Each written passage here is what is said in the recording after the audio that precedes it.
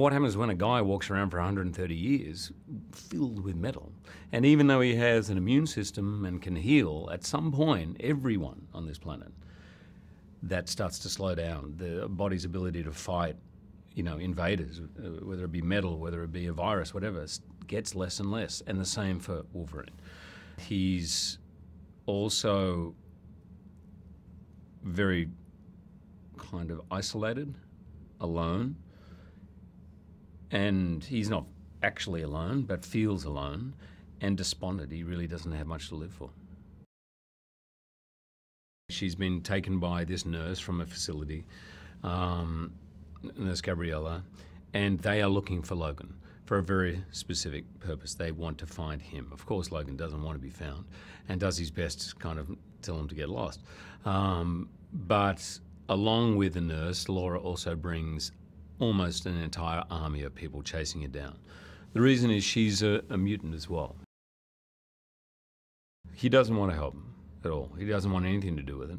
He's long past the stage in his life where he reacts to people's pleas and cries for help.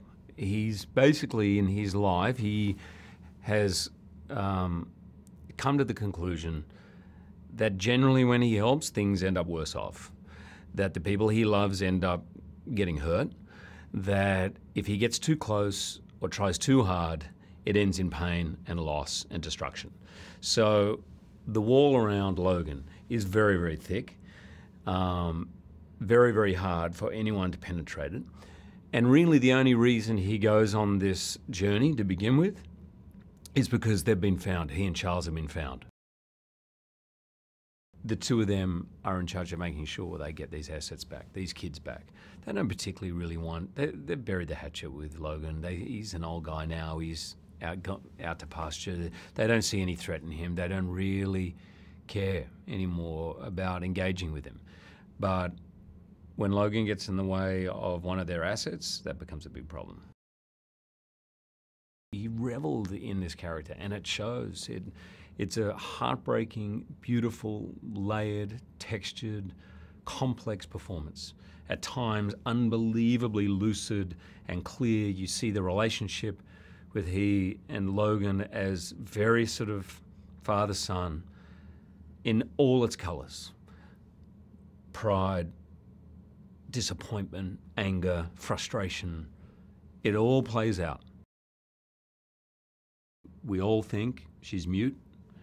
Turns out she's not. But everything has to be communicated for 90 minutes of a movie, all through her eyes and her expression and her heart and and you get it all. She is incredibly natural in front of a camera. She loved it. She hated being told it was time to go home. She always begged to stay. I've never worked with a kid. Never did I see her tired or grumpy or badly behaved. Always, always loving it. And some scenes at the end which just absolutely broke my heart. She is a phenomenal, phenomenal actress. The greatest villains seem to be having more fun than anyone else in the movie, right? And he embodied that. And he did it brilliantly because he could turn on a dime and be very menacing, as well as being funny. And he had a lot of dialogue. Jim wrote a character that loved to just chat and talk, and I don't mean exposition, I mean genuinely just sort of talking. And so you look at the page, you go, wow, man, this is like 3 pages of dialogue. But he had a really brilliant way. It felt like his own, just throwing stuff away, of just letting it sort of roll off his tongue, and as well as getting everything out that he needed to. And no take was ever the same.